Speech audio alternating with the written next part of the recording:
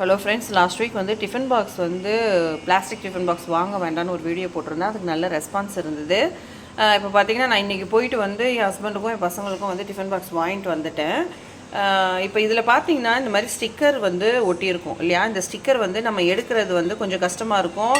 In case அப்படி எடுத்தோன்னா வந்து இது தனியாக பிச்சுட்டு வரும்போது இந்த மாதிரி பேப்பர் ஒட்டியிருக்கும்.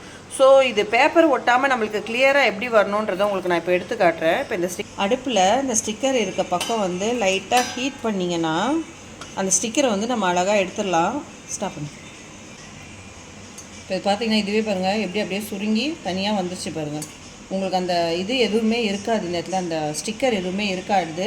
இதை வந்து அடுப்பில் தான் வச்சு எடுக்கணும்னு இல்லை, ட்ரையர் வச்சு எடுத்தால், ட்ரையர் வந்து ஹீட்டாக இருக்கும் இல்லையா? ஸோ அதை வச்சு இந்த மாதிரி எடுத்தாலுமே பார்த்திங்கன்னா வந்து க்ளீனாக வந்துடும். இந்த மாதிரி ஒரு ஸ்பூனில் வலித்து எடுத்திங்கன்னா கூட வந்துடும். ஸோ இந்த மாதிரி ட்ரை பண்ணி பாருங்கள், கண்டிப்பாக உங்களுக்கும் இது யூஸ்ஃபுல்லாக இருக்கும்.